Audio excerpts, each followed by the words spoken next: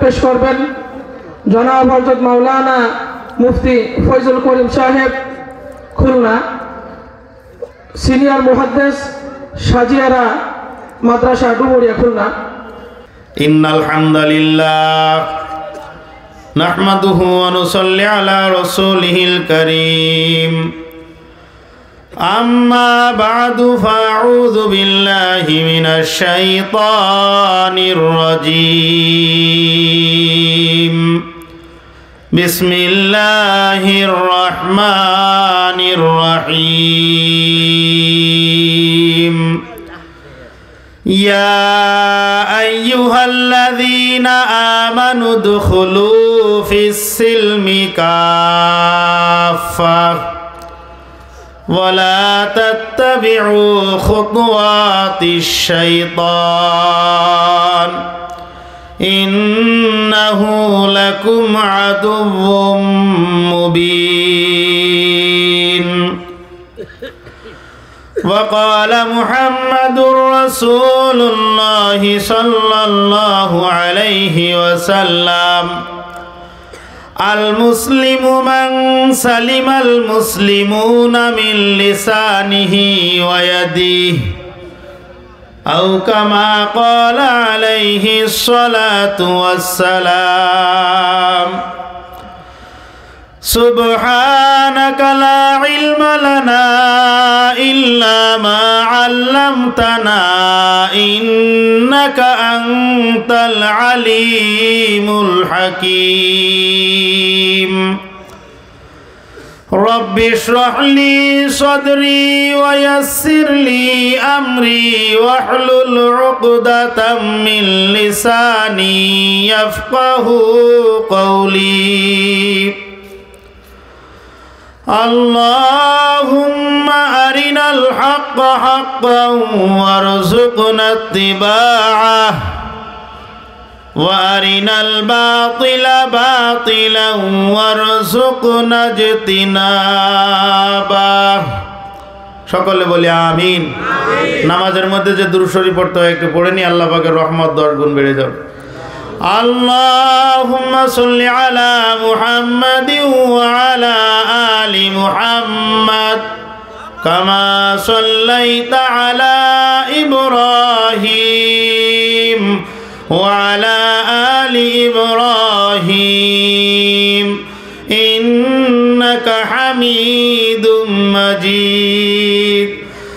আল্লাহুম্মা বারিক আলা মুহাম্মাদিন ওয়া আলা আলি মুহাম্মাদ কামা বারাকতা আলা ইব্রাহিম ওয়া আলা আলি ইব্রাহিম ইন্নাকা হামিদুম মাজিদ।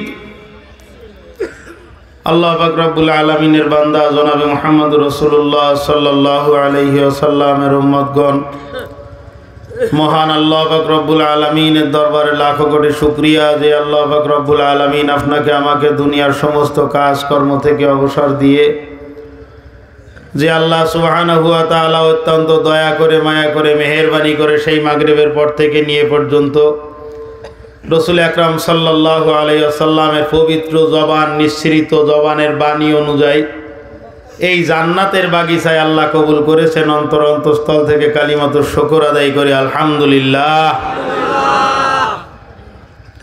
কোরআনে হাকিমের সূরাতুল বাকারার 208 নম্বর আয়াতে কারিমা আমি আপনাদের খেদমতে তেলাওয়াত করেছি। রসুল আকরাম সাল্লাল্লাহু আলাইহি ওয়াসাল্লামের পবিত্র জবানের থেকে অগণিত অজস্র বাণী সমূহের মধ্য থেকে সহিহ বুখারী এবং মুসলিম শরীফের মধ্যে যৌথ বর্ণিত একখানা হাদিসের অংশ বিশেষ আমি আপনাদের খেদমতে আরজ করেছি। আল্লাহ পাক রব্বুল আলামিন তৌফিক দান করলে আমার নির্ধারিত সময় খুব সংক্ষিপ্ত আকারে আমি সর্বমোট 3টা কনসেপ্টের উপরে আমি আপনাদের সঙ্গে একটু আলোচনা করব ইনশাআল্লাহ। এইখানে একটা ছোট্ট একটা কথা বলি, সেটা হলো পেশায় আমি একজন শিক্ষক, আমি ছাত্র পড়াই। সকালের থেকে নিয়ে 2:30টা পর্যন্ত, 8:30 থেকে 2:30 পর্যন্ত আমার ক্লাস হয়। এইখানে এই জায়গাটা এই আয়োজন, এই কষ্ট করে আপনার এখানে আসা, এই জায়গায় যদি না আসতেন তাহলে এতক্ষণ পর্যন্ত অনেকেই আরামের বিছানায় থাকতেন। কি বলেন, কথা ঠিক না? 9:30 বাজতে যাচ্ছে। তাহলে এখানে যখন আসছেন নিশ্চয়ই কিছু তো পাওয়ার আশায় আসছেন। কি বলেন? কর্তৃপক্ষ এখান থেকে যাওয়ার সময় প্রত্যেককে মাথা পিছু 500 করে টাকা দিয়ে দিবে। কথা বলেন, ঠিক না? দেবে? বরঞ্চ এখানে যারা আছেন অধিকাংশই এখানে টাকা দিচ্ছেন এই আয়োজনে। কি কথা ঠিক না? তাহলে পকেটের পয়সা খরচ করে, কষ্টে উপার্জিত পয়সা খরচ করলেন, শরীরটাকেও কষ্ট দিলেন। এই টাইমটায় যদি ঘরে বসে থাকতেন আরাম করতে পারতেন, সেইটা না করে এই কষ্টে স্বীকার করে এই ময়দানে যখন আমরা আসছি, এইখান থেকে আমাকে কিছু নিয়ে, অবশ্যই কিছু নিয়ে তারপরে ফিরতে হবে। কি বলেন, কথা ঠিক? এই কিছু নিয়ে ফেরার জন্য আমার একটা অভ্যাস, বদ অভ্যাস বলতে পারেন। আপনি যদি আমার সঙ্গে সঙ্গে একটু কথা বলেন তাহলে আমি আমার কথা বুঝাইতে পারবো সহজে, আমার একটু আরাম হবে। মানুষ দৌড়ায় পাও দিয়ে না হাত দিয়ে? যারা চুপ করে আছে এরা মনে হয় হাত দিয়ে দৌড়ায়। কি দিয়ে দৌড়ায়? পাও দিয়ে দৌড়ায়। এখন একটা লোক, আপনি তাকে বলেন যে এখান থেকে দৌড় দিয়ে ওই যে বনবোড়া নাকি বনবাড়িয়া যে মোড়, ওইখানে ওই পর্যন্ত দৌড় দিয়ে যাও। ফুল স্পিডে দৌড় দিয়ে গেল। আপনি ওই স্টপওয়াচ দিয়ে ঘড়ির টাইম দেখে নির্ধারণ করে নিলেন যে কতটুক টাইম দৌড়ালো, কয় মিনিটে পৌঁছালো। ওই মাথায় পৌঁছানোর পরে যদি ওর হাত দুইটা পিছমোড়া করে এরকম করে বেঁধে দিয়ে বলেন দৌড়াও, আবার এই মাহফিলের জায়গায় চলে আসো, দৌড়ের স্পিড আগের থেকে বেশি হবে না কম হবে? আপনি তো বললেন পাও দিয়ে দৌড়ায়। হাত বেঁধে দেওয়ার কথা বলেছি ভাই, পা বেঁধে দেওয়ার কথা বলি নাই। কিন্তু হাত বানলেও দৌড়ের গতি কমবে। কি বলেন, কথা ঠিক না? কারণ মানুষ পা দিয়ে দৌড়াইলেও হাত এরকম এরকম করে না ওর সাথে। আল্লাহ পাকের কুদরতে হাকিমের সৃষ্টির একটা লজিক, যেই পা সামনে যায় সেই পাশের হাত পিছনে যায়। যেই পা ডাইন পা যদি সামনে যায় ডাইন হাত পিছনে যাবে, বাম পা যদি সামনে যায় বাম হাত পিছনে যাবে। মানে যেই পা সামনে থাকবে ওই হাত পিছনে থাকবে। তার মানে হলো পাও দৌড়ায় আর হাত ওকে সাপোর্ট দেয়, তুমি দৌড়াও, আমি আছি। আমি কষ্ট করে এত দূর পর্যন্ত যখন আসছি অবশ্যই আমি পায়ের ভূমিকা পালন করব ইনশাআল্লাহ। আপনার কাছে আমি হাতের ভূমিকাটা দাবি করতেছি, পারবেন তো ইনশাআল্লাহ? আমি এখনো 2-1 আল্লাহর বান্দার মুখ খুলাইতে পারিনি। চেয়ারম্যান সাহেব 20,000 টাকা দিচ্ছে, তারপরেও 3 জনে আলহামদুলিল্লাহ বলিনি। হ্যাঁ, আমি উঁচু জায়গায় বসা না, সবাই চেহারা তো আমার দিকে, আমি সবাই চেহারার দিকে দেখতেছি যে 20,000 টাকা মসজিদে দান করলো। আল্লাহর ঘর মানে আমার ঘর, আমার আল্লাহর ঘর মানে আমার ঘর। মসজিদ আমি মুসলমান হিসাবে, পৃথিবীতে যত মসজিদ আছে সমস্ত মসজিদ আমার আল্লাহর ঘর। কি বলেন, কথা ঠিক না? আর আমি মুসলমান হিসাবে ওটা আমারও ঘর। তাহলে সেই জায়গার উন্নতির কথা শুনলে তো খুশি লাগার কথা। ভাই আপনি যিনি বলেননি মনে মনে আস্তে আস্তে পরে বলে নিয়েন ভাই। যাই হোক, আমি যে কথা বলতেছিলাম, কোরআনে হাকিমের এই আয়াতের মধ্যে আল্লাহ পাক রব্বুল আলামিন আমাদেরকে একটা দাওয়াত দিচ্ছেন। আল্লাহ পাক রব্বুল আলামিন সেই দাওয়াতের মধ্যে বলতেছেন কি, ইয়া আইয়ুহাল্লাযীনা আমানু, হে ঈমানদার বান্দাগণ, উদখুলু ফিস সিলমি কাফা, তোমরা ইসলামের মধ্যে পরিপূর্ণভাবে দাখিল হয়ে যাও, অর্থাৎ তোমরা পরিপূর্ণভাবে মুসলমান হয়ে যাও। হিসাবটা হলো আল্লাহ বলতেছেন যে হে ঈমানদার বান্দাগণ, কাফের মুশরিকদেরকে বলা হয় নাই, ঈমানদারদেরকে, মোমেনদেরকে বলা হচ্ছে, হো মোমেনরা তোমরা পরিপূর্ণ মুসলমান হয়ে যাও। এর দ্বারা একটা বিষয় পরিষ্কার হয়, সেটা হলো শুধুমাত্র ঈমানদার হওয়াকেই মুসলমান হওয়া বলে না। যদি ঈমানদার হইলেই মুসলমান হওয়া যেত তাহলে আল্লাহ পাক ঈমানদারদেরকে লক্ষ্য করে ইসলামের মধ্যে পূর্ণাঙ্গভাবে শামিল হইতে বলতেন না। সিলমুন, গুরুত্বপূর্ণ আলোচনার বিষয়টা হলো উদখুলু ফিস সিলমি কাফা। এই সিলমুন নিয়ে হলো আলোচনা, অনেক জটিল আলোচনা, খুব খেয়াল করবেন, ইনশাল্লাহ বুঝতে পারবেন। সিলমুন সালামুন থেকে, সালাম সিলমুন একটা শব্দ আরেকটা শব্দ থেকে আসে। ওলামায়ে কেরাম খুব ভালো জানেন এটা, মুশতাক মিনু বলা হয়। তা সালাম থেকে সিলমুন, আরেকটা হলো ইসলাম থেকেও সিলমুন হইতে পারে। সালাম আর ইসলাম এই দুইটা জিনিস কিন্তু দুই রকমের, শব্দটাও যেরকম দেখতে শুনতে দুই রকমের, কিন্তু এই সিলমুন সালামুন ইসলামুন এই তিনোটা শব্দের মূল ধাতু সিন লাম মিম, এই তিনটা শব্দ তিনোটা শব্দের মধ্যে আছে, তিনটা হরফ তিনোটা শব্দের মধ্যে আছে, এর মূল ধাতু হলো এক। এখন আসেন, ইসলাম শব্দের অর্থ হলো আত্মসমর্পণ করা। ইসলাম শব্দের অর্থ কি? আত্মসমর্পণ করা, নিজেকে সঁপে দেওয়া। আর সালামুন শব্দের অর্থ হলো শান্তি। সালাম শব্দের অর্থ হলো শান্তি। মুফাসসিরিনে কেরাম বলেন, বিজ্ঞ উলামায়ে কেরাম বলেন, এই দুইটা অর্থকে একত্রিত করার জন্য, এই দুইটাকে সমন্বয় করার জন্য চমৎকার একটা কথা। সেই কথাটা হলো মানুষের ইহকালীন শান্তি আর পরকালীন মুক্তি।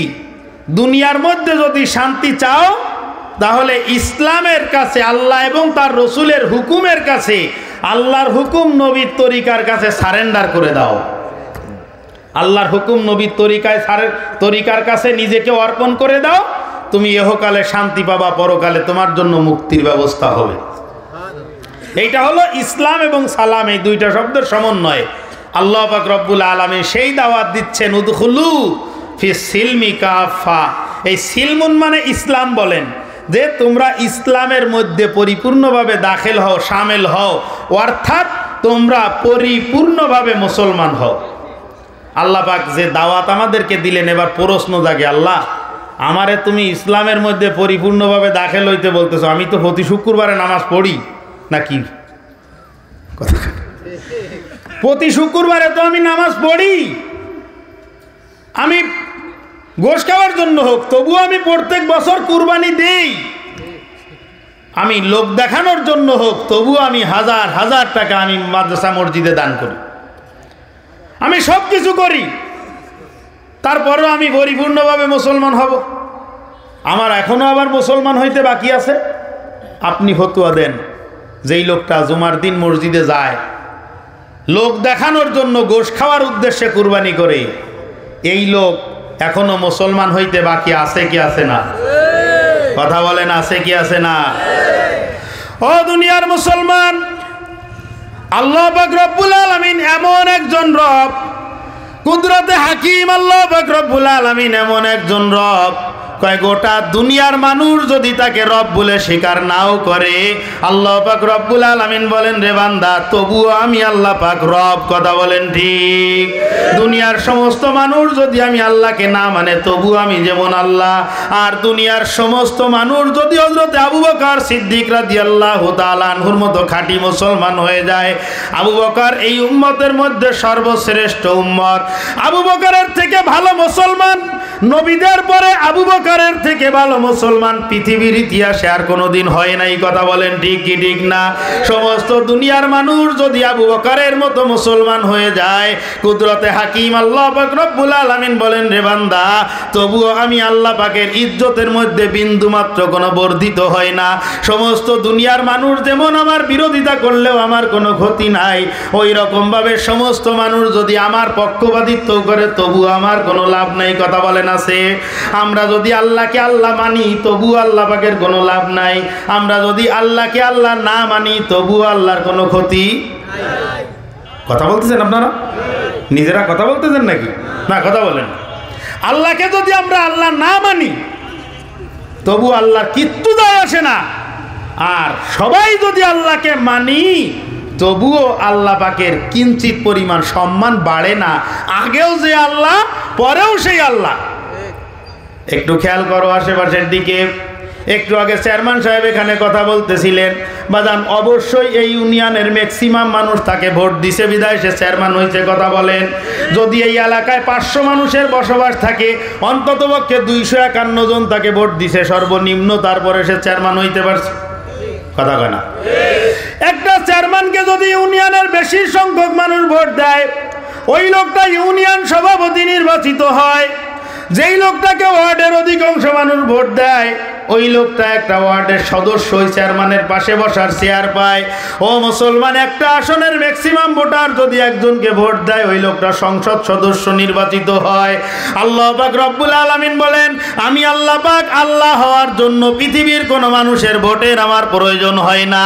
পৃথিবীর দুনিয়ার নেতারা যেমন, যেই ব্যক্তি নেতার পিছনে কাজ করে সমগ্র সব কিছু উৎসর্গ করে দিয়ে নেতাকে জেতানোর জন্য যেই লোকটা মেহনত পরিশ্রম করতেছে, এই নেতা যদি নির্বাচিত হয়, তখন যেই লোকটা মেহনত করেছে ওই লোকটার কপাল খুলে যায়।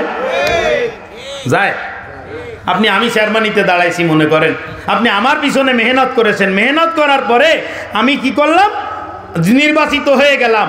নির্বাচিত হয়ে যাওয়ার পরে তখন কে কে আমার পক্ষপাত করেছে আর কে কে আমার বিরোধিতা করেছে, এগুলো কি চিহ্নিত হয়ে থাকে কি থাকে না?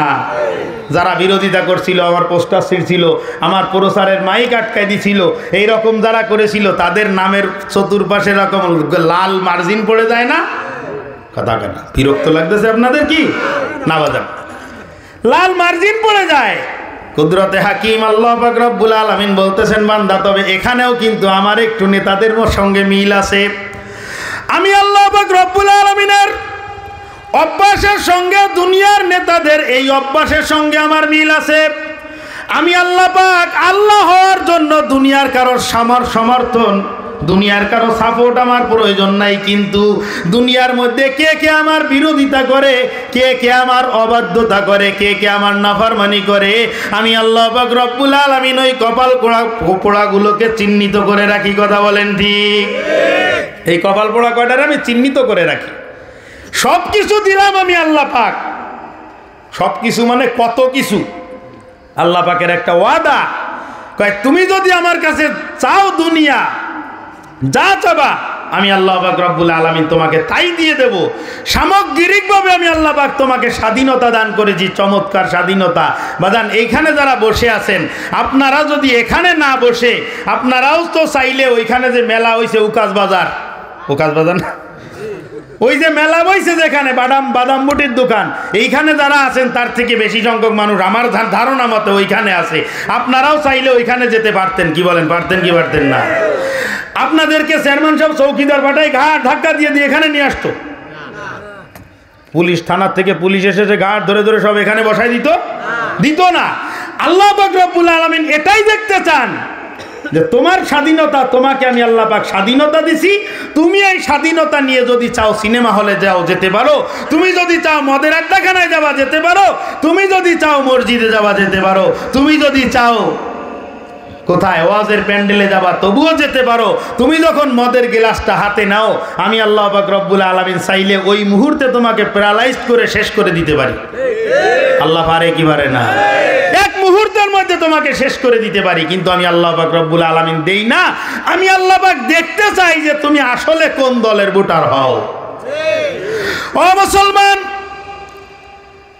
আল্লাহ পাক রব্বুল আলামিন বলতেছেন যে আমারও একটা অভ্যাস আমি কিন্তু চিহ্নিত করে রাখি। তোমার যদি বুঝতে অসুবিধা হয় তাহলে পিছনের দিকে তাকাও। আমি আল্লাহ পাক রব্বুল আলামিন, আমার কাছে তোমরা স্বাধীনতা পেয়েছো, আমি তোমাকে স্বাধীনতা দিয়েছি। এমন স্বাধীনতা আমি তোমাকে দান করেছি, এই স্বাধীনতা 18,000 মাখলুকের মধ্যে আমি আল্লাহ পাক কাউকে দান করি নাই। জঙ্গলের বিরাট বড় একটা হাতি, ওই হাতির পিঠের উপরে ছোট্ট একটা মানুষ বসে হাতিটাকে পরিচালনা করে। কথা বলেন, করে কি করে না? আবার ওই লোকটার কথা মতো যদি হাতিটা পরিচালিত না হয়, হাতির পিছনে বসে বসে ওর মাথার উপরে ঠক্কাস ঠক্কাস করে বাড়ি মারে। একটু হঠাৎ চিন্তা করে দেখো যে তোমার সাইজ কি আর ওই হাতির সাইজ কি। তুমি যে ওই হাতির উপরে বাড়ি মারতেছো, হাতির মাথার উপরে আঘাত করতেছো, ওই হাতিটার যদি মেজাজ খারাপ হয়ে যায়, ওই সুরটা দিয়ে তোমাকে পেঁচায় ধরে যদি পায়ের তলে নিয়ে একটা আস্তে করে জাতা দেয়, পাকা টমেটো পায়ের নিচে পড়লে যেরকম চতুর্পাশ থেকে বিচিগুলো ফ্যাস, কথা কন, পাকা টমেটো পায়ের নিচে পড়বে ফেস করে চতুর্পাশ থেকে যেমন বিচিগুলো বের হয়ে যায়, একটা হাতির পায়ের উপরে যদি তোমার আমার মতো একটা মানুষ পড়ে হাতির পায়ের তলে, তাহলেও টমেটোর মতো নাড়ি বুড়ি চতুর্দিক দিয়ে বের হয়ে যাবে না? আমি আল্লাহ পাক রব্বুল আলামিন কেমন স্বাধীনতা তোমাকে দান করেছি, কেমন ক্ষমতা তোমাকে দান করেছি। এত বড় একটা হাতিকে আমি আল্লাহ পাক রব্বুল আলামিন তোমার মুরিদ করে দিয়েছি রে বান্দা। তুমি ছোট্ট মানুষ, এই হাতিটাকে পরিচালনা করতেছো। আমি আল্লাহ পাকের পক্ষ থেকে পাওয়া স্বাধীনতা নিয়ে যদি তুমি উপরের দিকে উঠতেছো, কত উপরে তুমি উঠতে চাও, উঠতে থাকো, যত উপরে মনে চায় ওঠো। ও বান্দা, ভালো করে মুখস্থ রাখো, যত উপরে তুমি ওঠো না কেন, ওইখান থেকে আছাড় দিয়ে ফেললে আঘাতটাও কিন্তু তত বেশি। বাবা কথা বলেন ঠিক কি ঠিক না? যত উপরে উঠবা, স্টেজের থেকে যদি নিচে গড়ায় যাও কোনো রকম কোনো ব্যথা লাগবে না। একতলার থেকে যদি নিচে পড়ে যাও তাহলে মোটামুটিভাবে একটু হাত পা ভাঙলেও ভাঙতে পারে। 5 তলার থেকে যদি নিচে পড়ে যাও তোমার চিহ্ন থাকবে না। 10 তলার থেকে যদি নিচে পড়ে যাও হাসপাতালেও নেওয়া লাগবে না। 10 তলাতে পড়লে হাসপাতালে যাওয়া লাগবে, এই বাড়তি খরচটা বেঁচে যাবে। 5 তলার থেকে পড়লে অত 6 মাস ওই ভাঙা অবস্থায় বারান্দায় বিরক্ত করতে পারে মানুষকে। 10 তলার থেকে পড়লে আলহামদুলিল্লাহ এরকম কোনো টেনশন নাই।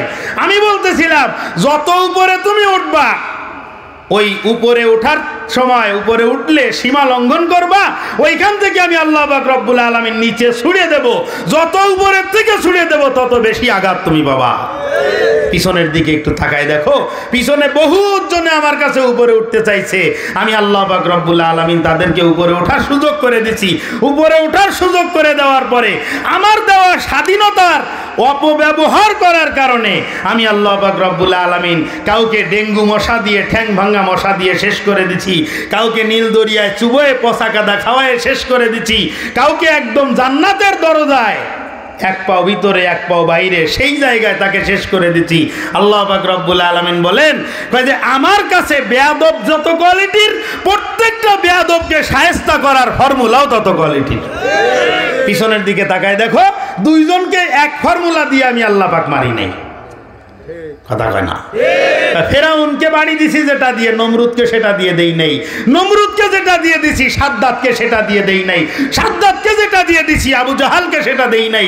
আবু জাহালকে যেটা দিয়েছি আবু লাহাবকে সেটা দেই নাই। এক একজনকে এক এক রকম দিছি। তুমি যে কোয়ালিটির বেয়াদব আর তোমাকে শায়েস্তা করার ফর্মুলা আমি আল্লাহর কাছে ঠিক সেই কোয়ালিটির ব্যবস্থা আমার আমি আল্লাহর কাছে আছে। কথা বলেন ঠিক না? এই জন্য বাজান সতর্ক থাকা দরকার হলো এইটা, আমি যে কথা বলতেছি এই কথা বলার যোগ্যতাটা কার? বিশ্বাস করেন না আপনারা? মন খুলি আল্লাহর নামটা বলেন কার? আল্লাহর নাম কবে তাও বুকালাতি করে, কি অবস্থা! আল্লাহ কোন দিকটা দেখবেন? আল্লাহ পাক রব্বুল আলামিন বলেন, এই জন্যই আমি আল্লাহ পাক তোমাকে দাওয়াত দিতেছি রে বান্দা বান্দি, আমার দিকে আসো। উদখুলু ফিস সিলমি কাফা, ইসলাম একটা ঘর, এই ঘরের মধ্যে যদি তুমি আসো তাহলে শান্তিতে থাকতে পারবা। প্রকৃতপক্ষে মুসলমান তুমি হয়ে যাও তাহলে শান্তিতে থাকতে পারবা। কারণ পিছনের দিকে তাকাও, পিছনের দিকে তাকাও, বহুত রাজা বাদশারা পিছনে চলে গেছে। টাকা পয়সার কোনো অভাব ছিল না, ক্ষমতা প্রতিপত্তির কোনো অভাব ছিল না। ফেরাউনের দিকে তাকাও, এই ফেরাউনকে আমি আল্লাহ পাক রব্বুল আলামিন কেমন পাওয়ার দিয়েছিলাম। ফেরাউনের আঙ্গুলের ইশারায় নীল দরিয়ার পানি জরবাটা হইতো। সুবহানাল্লাহ। ফেরাউনের আঙ্গুলের ইশারায় নীল দরিয়ার জরবাটা হইতো। ফেরাউন কিন্তু একটা মানে এই কথা বললে আবার আগামীকাল চার দোকানে বসে ফতুয়া দেবে যে না হুজুর কি বলে গেল। ফেরাউন কিন্তু আসলে মারাত্মক খারাপ ছিল, কিন্তু ওর মধ্যে মারাত্মক একটা ভালো গুণ ছিল। ফেরাউন মারাত্মক একটা ভালো গুণ ছিল। আমি এক জায়গায় বলেছি যে ফেরাউন নমরুদের তুলনায় ভালো ছিল। পরে আমার ফেসবুকের মেসেঞ্জারে একজনে ওই ভিডিও কেটে দিছে যে বলো মুফতি ফয়জুল করিম ফতুয়া দিছে যে ফেরাউন নমরুদের থেকে ভালো ছিল, ফেরাউন ভালো ছিল। মানে আমি যে আগের যে কথা আছে 5 মিনিট, পরের যে কথা আছে 10 মিনিট, এটা আর নাই, মাঝখানে শুধু ফেরাউন ভালো ছিল। এখন এই রকম করে বুঝলে তো হবে না। মনে করেন এইটুকু শুনে আপনি চা খেতে চলে গেছেন, পরের দিন সকালবেলায় দেখা যাচ্ছে আপনি ফতুয়া দিলেন ওই বনবাড়ির ওইখানে দে কি ওয়াজ শুনলাম কালকে, এটা এরকম ওয়াজ শুনলে হবে না ভাই। রাস্তায় যারা দাঁড়ায় আছেন মেহেরবানি করে, রাস্তায় যারা দাঁড়ানো আছেন ভাই মেহেরবানি করে আপনারা এখানে দেখার কোনো কিছু নাই। হয় ভিতরে ঢোকেন, না হলে আপনি ওই বাদাম বেচতেছে ওদিকে চলে যান ভাই। ঠিক আছে না? পরিবেশ সুন্দর থাকতে হবে, রাস্তায় যারা দাঁড়ানো আছেন ভিতরে আসেন, সুন্দর পরিবেশ, জান্নাতি পরিবেশ। বাজান আপনারা কি কষ্ট পাচ্ছেন নাকি? না, খেয়াল করেন এই ফেরাউনের মধ্যে মারাত্মক যে গুণটা ছিল সেটা হলো ফেরাউনের মা ছিল বিরিদ্ধা। এই বিরিদ্ধা মাকে ফেরাউন অত্যন্ত ভালোবাসতো এবং তার খেদমত করত। ও মুসলমান, এই ফেরাউনের মধ্যে আরেকটা কাজ ছিল। ফেরাউন আরেকটা কাজ করত, গভীর জঙ্গলের মধ্যে গিয়ে গলার মধ্যে রশি লাগাইয়া ওই রশির আরেকটা মাথা গাছের ডালের সঙ্গে ফিট করে দিয়ে কুদরতে হাকিম আল্লাহ পাক রব্বুল আলামিনের ইবাদত বন্দেগি করতো আর ডাক দিয়ে বলতো, রব্বে কারিম, আমি খুব ভালো করে জানি আমি আসলে একটা ভণ্ড খোদা, আমি একটা ফাজিল খোদা, আমি ভোকাস মার্কা খোদা, আমার আসলেই কোনো পাওয়ার নাই। আমি জানি অরিজিনাল খোদা তুমি, কিন্তু যেহেতু আমি বলে ফেলেছি যে আমি খোদা, সুতরাং তুমি যদি আমাকে একটু পাওয়ার না দাও তাহলে আমার খোদাই টেকে না। একটু কিছু না দিলে, তোমার তো খুব পাওয়ারের অভাব নাই, আমার আল্লাহর কি পাওয়ারের অভাব আছে ভাই? তোমার তো পাওয়ারের কোনো অভাব নাই, কিন্তু তুমি যদি আমার একটু দিয়ে দাও। এখানে কথায় কথা টানে মনে পড়ে যায়, বুখারীর বর্ণনার মধ্যে আসছে, মুসাইলিমা কাজ্জাব নামে একটা লোক ছিল রাসূল আকরাম সাল্লাল্লাহু আলাইহি সাল্লামের জামানায়। মুসাইলিমা কাজ্জাব, এই শয়তান নবী দাবি করছিল নিজেকে। এখন এই যে কাদিয়ানিরা কাফের, মুফতি আবু মুসা সাহেব বলে গেছে না একটু আগে, সবাই একটু আওয়াজ করে বলেন তো, কাদিয়ানিরা বাজান। এই কাদিয়ানিরা কাফের, এই কথা বলতে যদি খারাপ লাগে, এই কথা মুখ দিয়ে বলতে যদি খারাপ লাগে, বিশ্বাস করতে যদি দেরি হয়, কোন রকম যদি শস্যার দানা পরিমাণ কোনো ডাউট থাকে আপনার, তাহলে বাজান আই এম সরি, আমি কিন্তু মুসলমান নাই। এই জন্য একটু আওয়াজ করে বলেন, কাদিয়ানিরা। সবাই বলিছেন তো? আমার মনে হচ্ছে এখনো 4-5 জন বাকি আছে বলতে। কাদিয়ানিরা কাফের মনের থেকে একদম, যেটা ঈমান, 5 ওয়াক্ত নামাজ আদায় করা যেমন ফরজ, পরকাল মৃত্যুর পরে জান্নাত জাহান্নাম কবর ফুলসিরাত হাসর এইগুলো যেরকম সঠিক, কাদিয়ানিরা কাফের এটাও কিন্তু ওই রকম সঠিক। খুব ভালো করে খেয়াল করে, এই মুসাইলিমা কাজ্জাব, এই শয়তান, আমার নবী দাঁড়ানো, হাতে একটা খেজুরের ডাল, খেজুরের বাল্যে, আমাদের গ্রামে ওটারে বাল্যে বলে, খেজুরের ডাল তো বুঝেছেন। এখন এই খেজুরের ডালটা হাতে এসে বলতেছে যে, মোহাম্মদ সাল্লাল্লাহু আলাইহি সাল্লাম, আমি আসছি তোমার কাছে কি জন্য? ভাই আমি আসছি যে একটা প্রপোজাল নিয়ে, আমি মুসলমান হব। আল্লাহর নবী বলতে, আলহামদুলিল্লাহ মুসলমান হবা, আসো, বাট ওয়ান কন্ডিশন, আমার একটা ছোট্ট একটা শর্ত আছে, আমি একটা কথা বলতে চাই। মুসাইলিমা কাজ্জাব বলতেছে, কি বলো? আল্লাহর নবী সাল্লাল্লাহু আলাইহি সাল্লাম বলতেছেন যে বলো। মুসাইলিমা কাজ্জাব বলতেছে যে আসলে আমি বলতে চাচ্ছিলাম, তোমার এই নবুয়তের থেকে সামান্য একটা অংশ, একটা ভাগ তুমি আমাকে দাও। তুমি সেন্ট্রাল নবী আর আমি এই আঞ্চলিক নবী। নাউজুবিল্লাহ বলেন। সেন্ট্রাল নবী মানে তুমি কেন্দ্রীয় নবী, আর আমি এই ওনার ওই এলাকা কি ছিল, ইয়ামামা যে জায়গা, ওই এলাকার জন্য তুমি, আমি নবী, তুমি ওইখানকার নবুয়তের দায়িত্বটুকু শুধু আমার উপরে দিয়ে দাও। ওইখানে একটা সুন্দর মহাসমাবেশ ডেকে, প্রেস কনফারেন্স, মানে আমার মতো করে বলতেছি, ওইখানে প্রেস কনফারেন্স ডেকে একটা বলে দিও যে এই এলাকার জন্য মুসাইলিমা এই গাদা, এইটা হচ্ছে নবী, আর আমি সেন্ট্রাল নবী। রহমাতুল্লিল আলামিন বলতেছে যে, মুসাইলিমা, ইসলাম গ্রহণের বিনিময়ে যদি এই খেজুরের ডালটাও তুমি আমার কাছে চাও, তবু আমি দেব না। ইসলাম গ্রহণের কোনো বিনিময় হয়? আমি একজনের নামাজের দাওয়াত দিছিলাম, তা উনি আমার শর্ত লাগাইছিল যে আমি তোমার কথা মতো নামাজ পড়তে পারি, তা আমারে সুন্দর একটা বিদেশি আতর আর একটা ভালো একটা আমার পছন্দসই একটা টুপি দিয়া দিবা, তাহলে আমি নামাজ পড়বো। তা আমি বলতেছি যে আমার মনে পড়ে গেছে এই হাদিসটার কথা, যে আমার নবী ইসলাম গ্রহণের বিনিময়ে খেজুরের একটা ডালও দিতে চান নাই।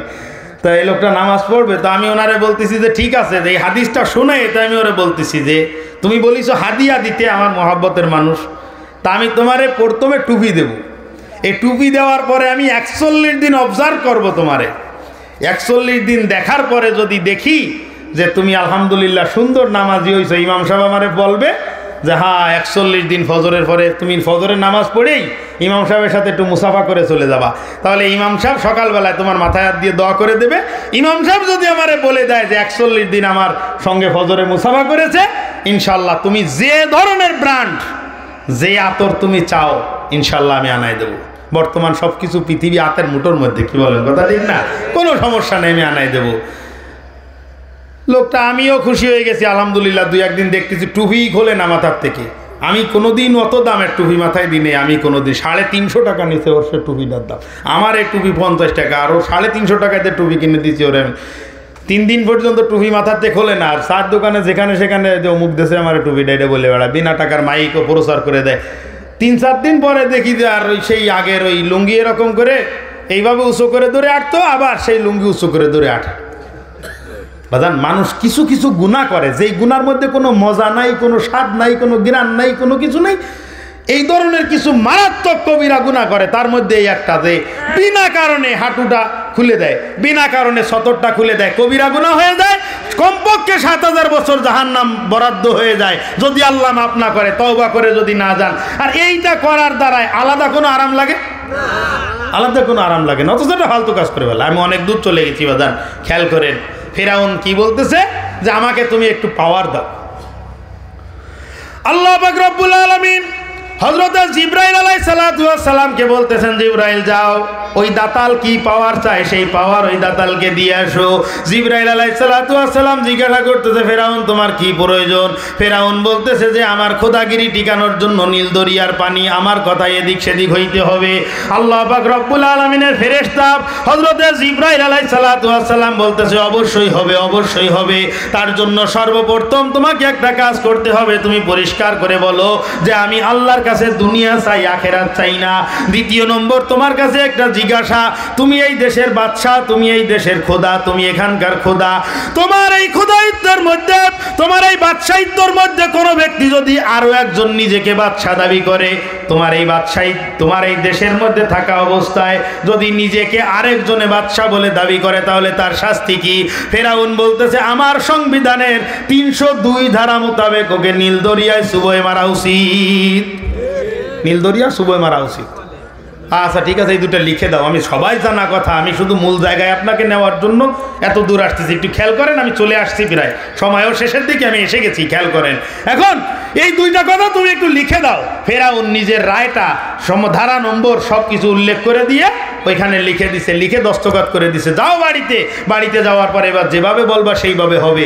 এরপরে যে যখন মৌলিক ওই যে শেষকালের যে ঘটনা, মুসা আলাইহিসসালাতু ওয়াসসালামকে ধাওয়া করে ফিরআউন যখন পিছন পিছন নীল দরিয়ার মধ্যে চলে গেছে, এই নীল দরিয়ার মধ্যে চলে যাওয়ার জায়গায়, ওইখানে যাওয়ার সময় এইখানে একটা গুরুত্বপূর্ণ একটা পয়েন্ট, সেটা হলো মুসা আলাইহিসসালাতু ওয়াসসালাম তো কুদরতিভাবে আল্লাহর কুদরতে লাঠি দিয়ে আঘাত করে রাস্তা বানায় নিছে, ঠিক না?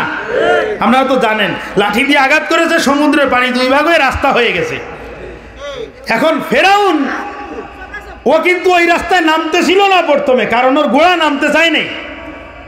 এই ফিরআউনের সঙ্গে আরেক দাতাল থাকতো, এই আমান, এই যে বলে বেলাইছে আমান, এটা ছিল কিন্তু মন্ত্রী। ওর মৌলিক নেতা অতটা খারাপ থাকে না যতটা খারাপ থাকে তার চামচা।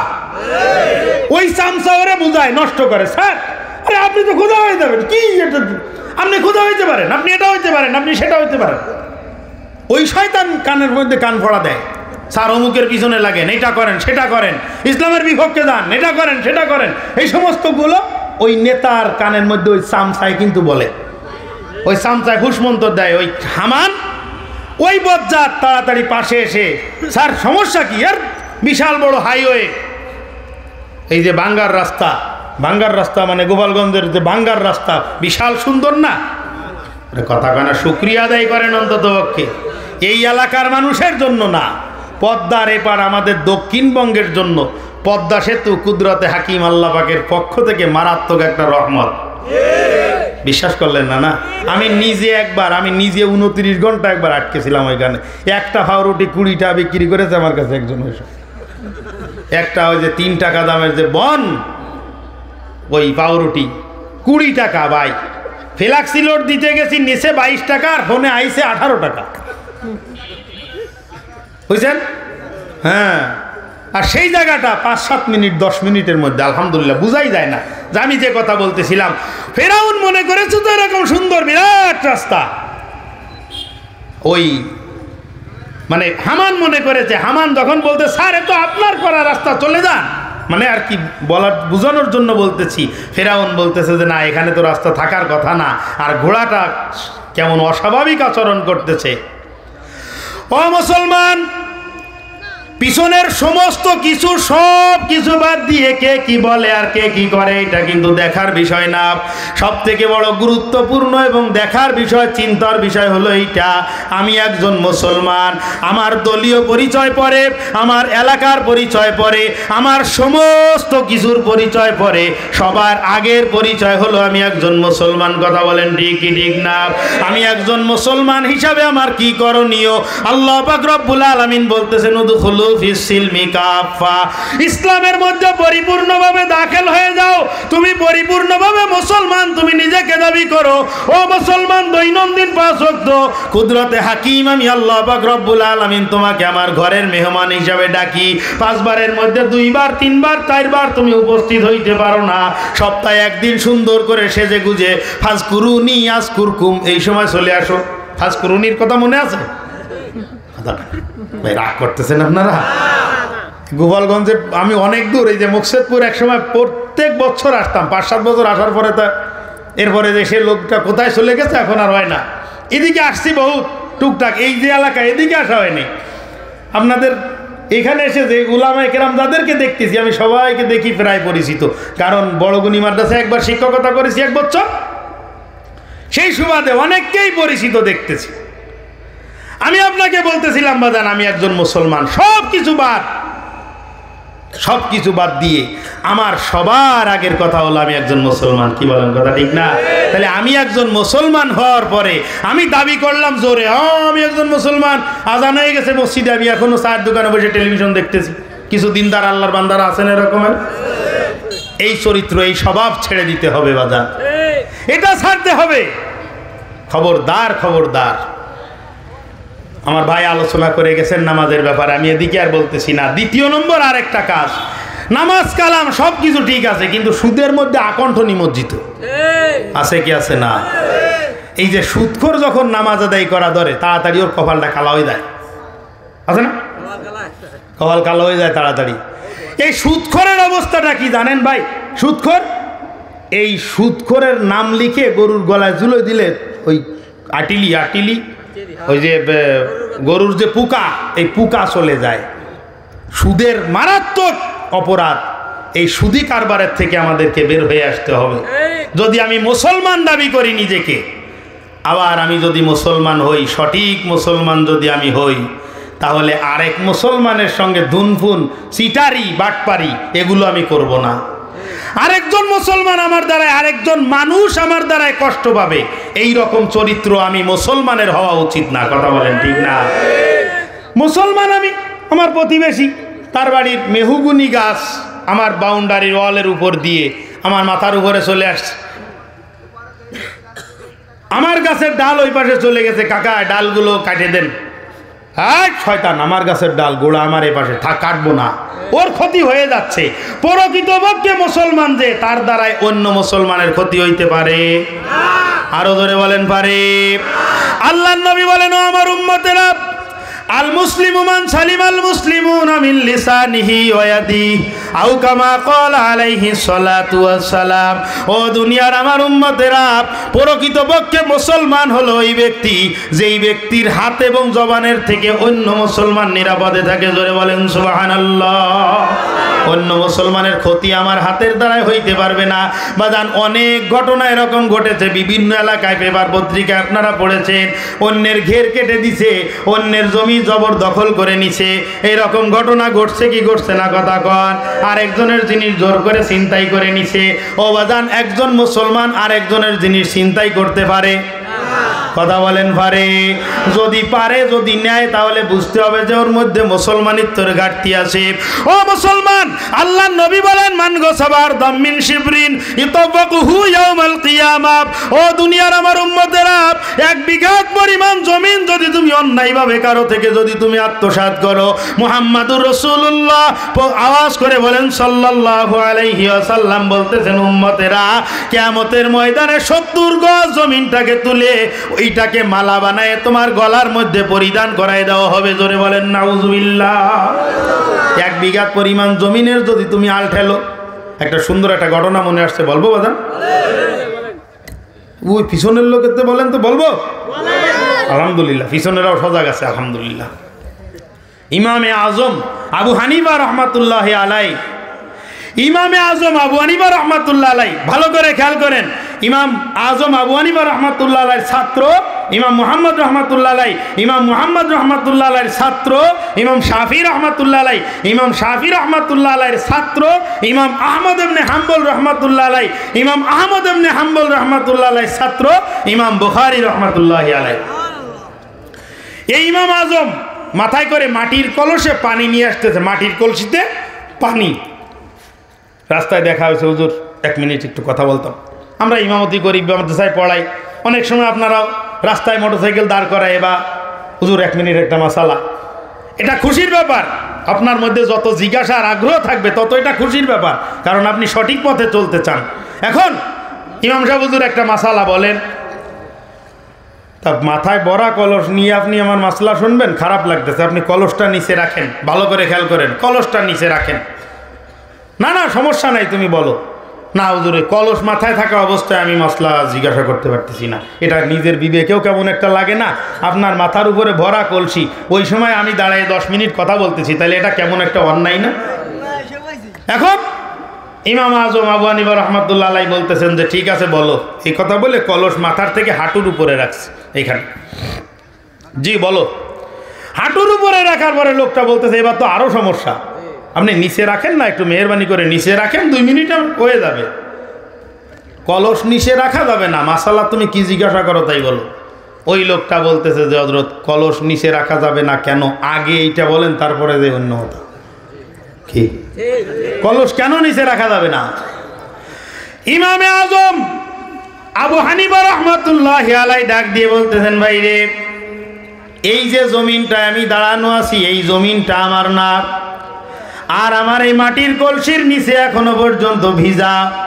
আমি যদি এই কলসিটাকে মাটির উপরে রাখি তাহলে পরবর্তীতে উঠানোর সময় 1 খাবলা মাটি এই কলসির পিছনে চলে আসবে। কথা বলেন, কিয়ামতের ময়দানে এই জমিওয়ালা যদি আমার কাছে যদি জিজ্ঞাসা করে, আল্লাহ পাক রব্বুল আলামিনের দরবারে যদি আমাকে আসামি বানায়, যদি মামলা দেয়, এই 1 মুষ্টি মাটির জন্য আমি ইমাম আজম ইমাম আবু হানিফা মারাত্মকভাবে ফেসে যাব। এই জন্য আমি কি করব না, আমার এই কলসি আমি নিচে রাখতে রাজি না। ও মুসলমান, এই লোকটার মাসালা জিজ্ঞাসা করার দরকার ছিল হলো এইটা, যে আপন ভাইয়ের কিছু জায়গা নিজের মধ্যে আমি আত্মসাৎ করেছি হুজুর, এখন নিজের ভাইয়ের তা করেছি, অতএব এইটা করা আমার জন্য জায়েজ আছে কিনা? মনে হয়েছে ওনার মাসালা কি, জিজ্ঞাসা করার বিষয় কি ছিল, যে আমি আমার ভাইয়ের সামান্য একটু জমি পাঁচিল দিয়ে আমার মধ্যে নিয়ে নিছি, এটা আমার জন্য ঠিক আছে কিনা? এই মাসালা জিজ্ঞাসা করার পরে এই কলসি ভিজা কলসির মাসলা শোনার পর ওই প্রশ্ন আর জিজ্ঞাসা করার জায়গা আছে? আর জায়গা নেই। অবদান। অথচ ইমাম আবু হানিফা রহমাতুল্লাহ আলাইহির ফতোয়া কি, আপনি রাস্তা দিয়ে যাচ্ছেন, কুলুপ করার জন্য ঢিলা কুলুপ ব্যবহার করার জন্য আপনি কি করবেন, ওইটা মাটি তুলে কুলুপ ব্যবহার করবেন। এখন অনুমতি ছাড়া আপনি নিতে পারবেন। ওই পরিমাণ মাটি আরেকজনের জমিনের থেকে নেওয়া যায়, যেই পরিমাণ মাটি নিলে জমিনের কোনো ক্ষতি হয় না, ফসলের কোনো ক্ষতি হবে না, ওই পরিমাণ মাটি আপনি তার অনুমতি ছাড়া নিতে পারবেন। এটা হলো আবু হানিফার দেওয়া ফতোয়া। আর আবু হানিফা রহমাতুল্লাহ আলাইহির আমল হলো ভিজা কলসি মাটির উপরে রাখা যাবে না। প্রকৃতপক্ষে মুসলমানের চরিত্র এরকম হইতে হবে। কথা বলেন ঠিক না? মুসলমানের চরিত্র এরকম হইতে হবে। আমরা যে কোয়ালিটির মুসলমান, আমার এই নিজের চোখে দেখা আর নিজের কানে শোনা, আমরা কোন ধরনের বদলোক মার্কা মুসলমান। একজন হিন্দু আর এক মুসলমান, ভালো করে খেয়াল করেন, হিন্দু আর মুসলমান দুইজনে বসে চা খাচ্ছে, আর ওই যে দৈনন্দিন যে ব্যবসা বাণিজ্য করে সেই লেনদেনের হিসাব নিকাশ করতেছে। এর মধ্যে মাগরিবের আজান দিছে। মাগরিবের আজান দেওয়া মাত্রই বাজান, একদম বাস্তব, আমার নিজের চোখে দেখা নিজের কানে শোনা, ওই হিন্দু লোকটা ওই মুসলমানের বলতেছে, আজান দিছে, নামাজ পড়ে আসো, আমি এখানে বসা আছি। চমৎকার কথা না? সুন্দর কথা না? সাম্প্রতিক সম্প্রদায়ের দেশ আমাদের এটা।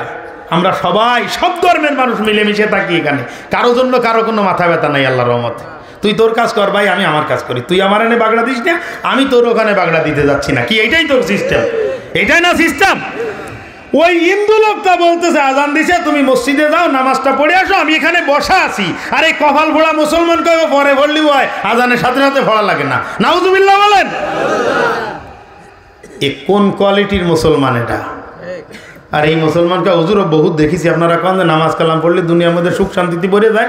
ও কত পড়লাম জীবনে, সেই বাপদাদার আমলের থেকে কই কোনো রকম তো কোনো কিছু হলো না।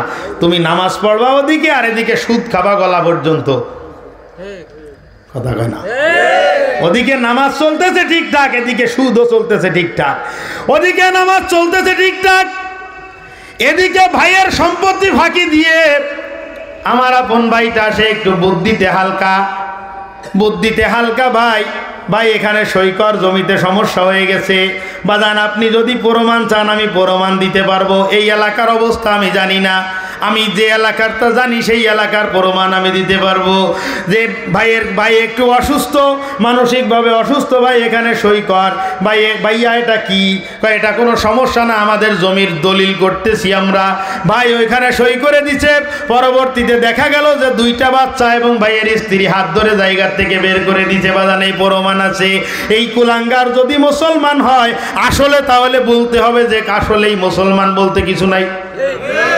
এটাকেও যদি মুসলমান বলেন তাহলে আর কোনো কিছু বলার থাকে না। এটা কি মুসলমানের চরিত্র হইতে পারে বাজান? এটা মুসলমান বাদ দেন, এটা কোনো মানুষের চরিত্র হইতে পারে? আরো কিছু সংখ্যক মানুষ হচ্ছে, কষ্ট লাগতেছে বাজান? আরো কিছু আছে। এক জায়গায় এক বয়ানে এই কথা বলে সমস্যায় পড়ে গেছিলাম। আজি সাহেব হজ করতে গেছে, যাওয়ার আগে 3 মেয়ে আর 4 ছেলে, সমস্ত মেয়েদের শরীক ফাঁকি দিয়ে 4 ছেলের নামে সমস্ত সম্পত্তি লিখে দিয়ে চলে গেছে। এরম কিছু দিনদার আল্লাহ মানুষ আছে না দুনিয়া? কপাল পোড়া। 3 লক্ষ টাকা খরচ করে হজ করেছে, ওর সমস্ত টাকাটা বরবাদ হয়ে গেছে। হাজি হয় না, এর হাজি বললি কবিরা গুনাহ হয়, কথা বলেন ঠিক না? ও মুসলমান, আল্লাহ নবী বলেন আল মুসলিমু মান সালিমাল মুসলিমুনা মিন লিসানিহি ওয়া ইয়াদিহি। প্রকৃতপক্ষে মুসলমানের দ্বারাই আরেকজন মানুষ কষ্ট পায় না। আমি যদি প্রকৃতপক্ষে মুসলমান হই, আমার দ্বারাই আরেকজন মানুষ কষ্ট পাবে না। আমি যদি মুসলমান হই, আরেক মুসলমান আমার দ্বারাই কষ্ট পাবে না। আমি যদি প্রকৃতপক্ষে মুসলমান হই, তাহলে আরেকজন হিন্দু ভদ্রলোক সেও অন্যায়ভাবে আমার দ্বারাই কষ্ট পাবে না। কথা বলেন ঠিক কি ঠিক না? মুসলমানকে কষ্ট দিব না, অমুসলিমকেও কষ্ট দিব না, কাউকে আমি কষ্ট দিব না। আল মুসলিমু মান সালিমাল মুসলিমুনা মিন লিসানিহি ওয়া ইয়াদিহি। আমার নবী মুহাম্মদুর রাসূলুল্লাহ আওয়াজ করে বলেন সাল্লাল্লাহু আলাইহি ওয়াসাল্লাম, পবিত্র জবানে ঘোষণা করতেছেন, আমার উম্মতেরা তোমরা কি জানো গরিব মানুষকে? ভাই তোমরা কি জানো প্রকৃতপক্ষে গরিব মানুষকে? মানিল মুফলেস, গরিব কোন ব্যক্তি? সাহাবায়ে কেরাম বলতেছেন যে আমরা জানি, আমাদের মতে, আমাদের মনে হয়, গতকালকে পড়াইছি তিরমিজির মধ্যে হাদিস। আপনারা কি অপেক্ষা করতে ওনারা ডাক দেব? আব্দুর রহমান ভাইকে ডাকবো? তাহলে খেয়াল করেন, বলতেছে এই গতকালকে পড়ালাম এটা তিরমিজির মধ্যে এই হাদিসটা, বলতেছে কি আপনার গরিবকে? সাহাবায়ে কেরাম বলতেছে আমরা গরিব বলতে তো বুঝি যে মাল্লা দিনারাওয়ালা দিরহামাওয়ালা মাতা। আমরা জানি যে যার টাকা নাই, পয়সা নেই, কোনো জিনিসপাতি নাই, না খেয়ে থাকে, এরাই তো গরিব মানুষ কয়। আপনারা কি মনে করেন? আমরা কি মনে করি যে গরিব হলো ওই যার ধন সম্পদ নাই? কি বলেন? কথা ঠিক না? বাস্তব অর্থেই তো এটাকে গরিব বলা হয়। আমার নবী ডাক দিয়ে বলতেছেন না না, এটাকে গরিব বলা হয় না। প্রকৃতপক্ষে গরিব হলো ওই ব্যক্তি, যেই ব্যক্তি পাহাড় পরিমাণ নেক আমল, পাহাড় পরিমাণ নামাজ, পাহাড় পরিমাণ রোজা, পাহাড় পরিমাণ সদকা, বারংবার হজ, বারংবার কুরবানি, এত পরিমাণে সব নিয়ে আল্লাহর দরবারে উঠেছে। ওঠার পরে এর মধ্যে কি হয়েছে? একজন এসে বলতেছে ও আমার জমিন ছিনতাই করে নিছে, আরেকজন বলতেছে ও আমার ব্যবসা ধ্বংস করে দিছে, আরেকজন এসে বলতেছে অন্যায়ভাবে আমার গালে থাপ্পড় মেরেছে, আরেকজন বলতেছে যে আমার ঘেরটাকে কেটে দিছে, আমার ব্যবসা প্রতিষ্ঠান নষ্ট করে দিছে, আমার পশু সম্পদ নষ্ট করে দিছে। ওই জায়গায় তো বাজান টাকা পয়সা দিয়ে ক্ষতিপূরণ দেওয়ার কোনো ব্যবস্থা নাই? আছে? টাকা পয়সা দিয়ে ক্ষতিপূরণ দেওয়ার কোনো ব্যবস্থা নাই। আল্লাহর নবী বলেন ওই সময় বিচারটা কেমন হবে? কয় যে এই ব্যক্তি যে ক্ষতি করেছে, যে ওই ক্ষতি করনেওয়ালা, অর্থাৎ এই ব্যক্তি, এর সমস্ত নেকিগুলা ওই পাওনাদারদেরকে দিয়ে দাও। নেকি দিতে দিতে দিতে দিতে সমস্ত নেকি শেষ হয়ে গেছে, পাহাড় পরিমাণ নেকি শেষ হয়ে গেছে, কিন্তু এখনো পর্যন্ত পাওনাদার শেষ হয় নাই। নেকি তো শেষ হয়ে গেছে, কিন্তু পাওনাদার এখনো পর্যন্ত শেষ হয় নাই। তখন কি করতে হবে? কয় তাহলে ওই পাওনাদারদের যে গুনাহ আছে ওই গুনাহগুলো এর আমলনামায় দিয়ে দাও। কয় পাওনাদারদের গুনাহ এর আমলনামায় দিতে দিতে দিতে দিতে দিতে দিতে যেই জায়গায় যেই পরিমাণ নামাজ রোজা সৎকার সওয়াবের দ্বারায় পরিপূর্ণ ছিল ওই জায়গায় ওই পরিমাণ গুনাহে পরিপূর্ণ হয়ে গেছে। নাউজুবিল্লাহ বলেন। সুম্মা তুরিহা ফিন্নার, এরপরে এটাকে জাহান্নামে নিক্ষেপ করে দেওয়া হয়েছে। প্রকৃতপক্ষে গরিব হলো ওই ব্যক্তি। বাজান, হাতে পায়ে ধরে অনুরোধ করি, আপনি কতটুকু আমলি, আমি কতটুকু আমলি, 30 বছর 40 বছর 60 বছরের জীবনে আমরা কে কি করেছি সব আমাদের চোখের সামনে আছে কি আছে না? হিসাব করেন। খবরদার খবরদার, আমার কারণে যেন কোনো মানুষের চোখ থেকে পানি বের না হয়। এই কথা ঠিক নেই? আমার কারণে আমি যেন কারো চোখের পানির কারণ না হই, আমার কারণে যেন কোনো মানুষ কষ্ট না পায়। কারণ কোনো মানুষ যদি কষ্ট পায়, ওই কষ্ট পাওয়ার পরে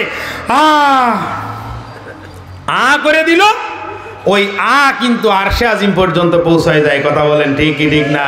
একটু জিকির করেন, লা ইলাহা ইল্লাল্লাহ, লা ইলাহা ইল্লাল্লাহ।